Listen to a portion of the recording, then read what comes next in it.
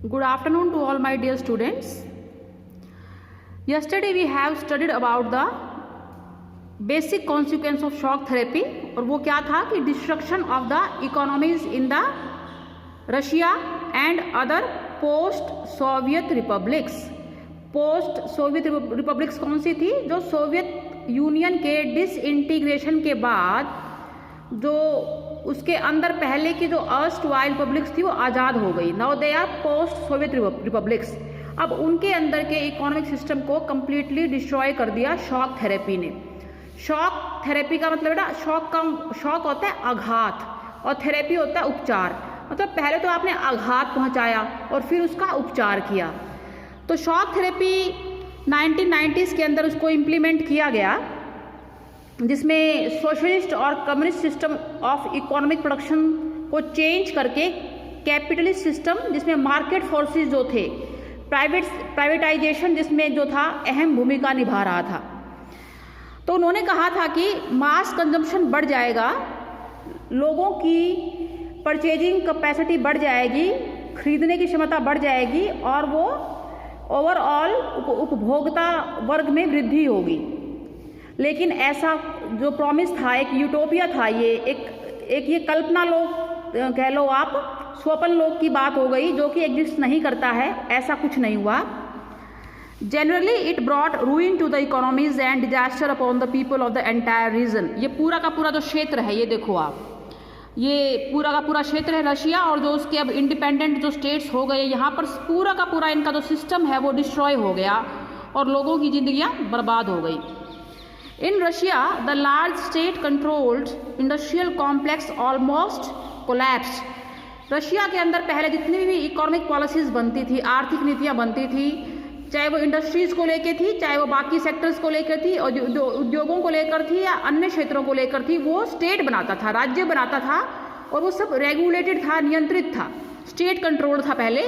वो अब कोलैप्स कर गया है, ख़त्म हो गया है. उसकी जगह वो कैपिटलिस्ट जो है सिस्टम वो उन्होंने अडॉप्ट किया, जिसमें 90% इंडस्ट्रीज को सेल कर दिया गया प्राइवेट इंडिविजुअल्स और कंपनीज के लिए.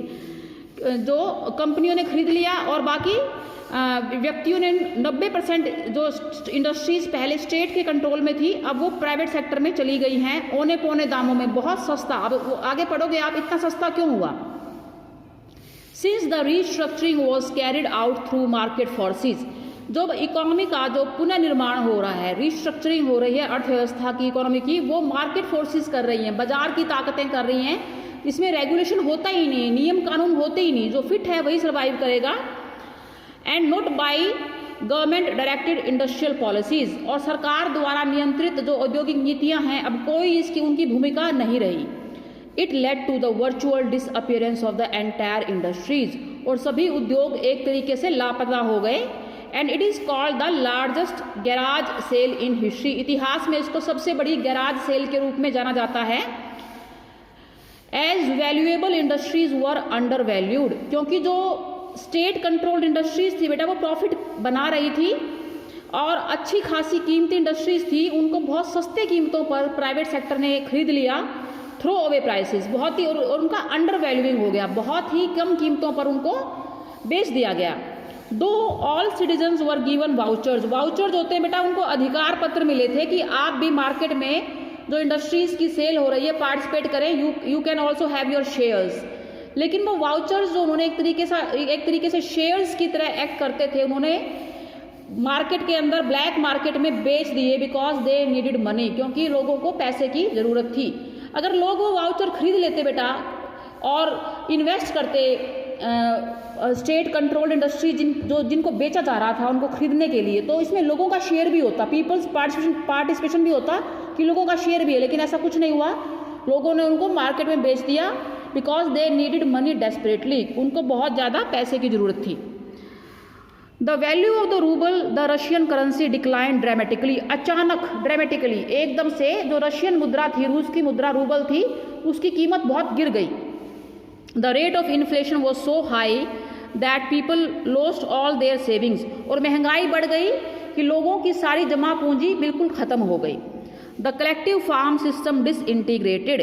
और जो सामूहिक खेती थी, पहले भी हमने पढ़ा था ना कि फीचर था कि कलेक्टिव फार्म्स को प्राइवेट फार्मिंग से रिप्लेस कर दिया था, तो कलेक्टिव फार्मिंग जो है अब बिल्कुल डिसइंटीग्रेट हो गई है, बिल्कुल उसका विखंडन हो गया है। लोगों को पहले कलेक्टिव फार्मिंग के अंदर फूड सिक्योरिटी अवेलेबल थी, कोई भूखा नहीं मरता था क्योंकि सभी मिलकर काम करते थे खेतों पर, और जो उपज होती थी, जो प्रोड्यूस होता था, वो आपस में शेयर कर लेते थे, तो food security was there. But अब कलेक्टिव फार्मिंग की जगह प्राइवेट फार्मिंग आ गई है, तो people are now without the food security. Russia को बाहर से फूड इम्पोर्ट करना पड़ा, बाहर से फूड जो है आयात करना पड़ा, मंगवाना पड़ा। रशिया का जीडीपी बिफोर इंटीग्रेशन 1989 में जो जीडीपी था यूएसएसआर का, अब 1999 में रशिया सिंगल कंट्री है, जीडीपी में बड़ी भारी कमी आई। जो वास्तविक सकल घरेलू उत्पाद है, जीडीपी बहुत घट गया रशिया का।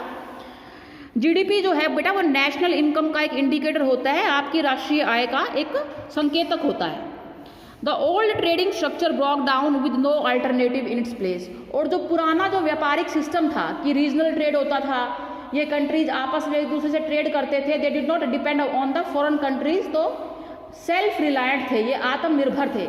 लेकिन पुराना ओल्ड ट्रेडिंग स्ट्रक्चर भी वो डिस्ट्रॉय हो गया। ये मैंने आपको कल समझाया था ना, ये वाला कि ट्रेड अलायंसेस जो थे वो ब्रेकअप हो गया उनका विद इन द रीजन, क्षेत्रीय, और धीरे धीरे वो वेस्टर्न इकोनॉमिक सिस्टम में एब्जॉर्ब हो गए थे स्टेट, ये मैंने कल बताया था। मोस्ट इम्पोर्टेंटली बेटा सोशल वेलफेयर का, जो सोशलिस्ट स्टेट होता है ना, कल्याणकारी राज्य, और स्टेट का एक फंक्शन होता है to work for the welfare of the people, कि लोगों के वेलफेयर के लिए, कल्याण के लिए पॉलिसीज बनाए, फूड, हेल्थ, एजुकेशन, शेल्टर, ये जो बेसिक फैसिलिटीज़ हैं, बेसिक चीज़ें हैं, बुनियादी ज़रूरतें हैं इंसान की, इनकी कीमतें अननेसेसरी बढ़ने ना दे, इनको अफोर्डेबल रखे कि आम आदमी इनको अफोर्ड कर सकता है। तो ये सोशली वेलफेयर मोटिव होता है स्टेट का। लेकिन अब स्टेट क्या है, कैपिटलिस्ट पॉलिसीज अपना रहा है, इसमें इंडिविजुअल सुप्रीम है, जो फिट है वही सर्वाइव करेगा, कंपटीशन बेस्ड हो गया सारा का सारा, और मार्केट आ गया रोल में। तो सोशल वेलफेयर पॉलिसीज अब नहीं रही। बूढ़ों को पेंशन मिलती थी बेटा, अनएम्प्लॉयमेंट नहीं था रशिया के अंदर, हमने पढ़ा था ना ओल्ड सोवियत सिस्टम का स्ट्रक्चर, अनएम्प्लॉयमेंट नहीं था और पेंशन वगैरह मिलती थी, लेकिन अब वो सब खत्म हो गया है। एंड गवर्नमेंट ने सब्सिडीज विड्रॉ कर ली, सब्सिडीज छूट, फूड, शेल्टर, हेल्थ, एजुकेशन, इन सब पे सब्सिडी मिलती थी, सरकार जो थी रियायत देती थी, चीज़ें महंगी नहीं होती थी। लेकिन अब वो सब्सिडीज जो हैं कैपिटलिस्ट सिस्टम, जो नया सिस्टम, उसके तहत उनको विड्रॉ कर लिया गया। It pushed large section of the people into the poverty, और लोगों का एक बहुत बड़ा जनसमूह, बहुत बड़ा तबका गरीबी की तरफ चला गया, उसको गरीबी में धकेल दिया गया। The middle classes were push to the periphery of the society. एक होता है सेंटर बेटा, सर्कल, यानी हाशिए पर आ गए। जो मध्यम वर्ग था वो पहले केंद्र में था, अच्छा खासा इकोनॉमिकली वेल ऑफ हुआ करता था, समृद्ध हुआ करता था, अब वो भी पेरिफ्री पर आ गया है, हाशिए पर आ गया है। And the academic and the intellectual man power disintegrated और माइग्रेटेड। और जो एकेडमिक, जो पढ़े लिखे लोग थे, इंटेलेक्चुअल, जो विचारक लोग थे, फिलोसोफर्स, थिंकर्स, या तो वो डिसइंटीग्रेट हो गए, उनका विखंडन हो गया, तितर बितर हो गए, एंड माइग्रेटेड, या वो दूसरे देशों के अंदर चले गए। A mafia emerged in most of these countries and started controlling many economic activities. अब माफिया जो है एमर्ज होके आता है, जो ब्लैक मनी, काला धन, और इन कंट्रीज की इकोनॉमी में अब ब्लैक मार्केटिंग और माफिया का रोल बहुत उभर कर सामने आया, माफिया एक्टिव हो गया। Privatization led to the new disparities, क्योंकि सारा का सारा सोशल वेलफेयर सिस्टम तो डिस्ट्रॉय हो गया सिस्टमेटिकली, प्लान्ड तरीके से बिल्कुल, और अब डिस्पैरिटीज बढ़ गई हैं, लोग गरीब हो गए हैं और भी। तो डिस्पैरिटीज, असमानताएं रिच और पुअर के बीच में यूएसएसआर में before 1991, before the disintegration of USSR, rich and poor में जो डिस्पैरिटीज थी, जो इनइक्वालिटीज थी, वो कम थी। लेकिन अब रशिया के अंदर बहुत ज़्यादा रिच और पुअर के बीच में जो है इनइक्वालिटीज जो है वो बढ़ गई हैं। अनलाइक द अर्लियर सिस्टम, पुराने सिस्टम में की कंपैरिजन में now great economic inequality between the people exist, लोगों में बड़ी भारी आर्थिक असमानता है। नेक्स्ट हम पढ़ेंगे बेटा पॉलिटिकल कॉन्सिक्वेंस, राजनीतिक तौर से क्या प्रभाव पड़े शॉक थेरेपी के। Till then you enjoy reading this part of the chapter and try solving the assignment I am giving along with this video.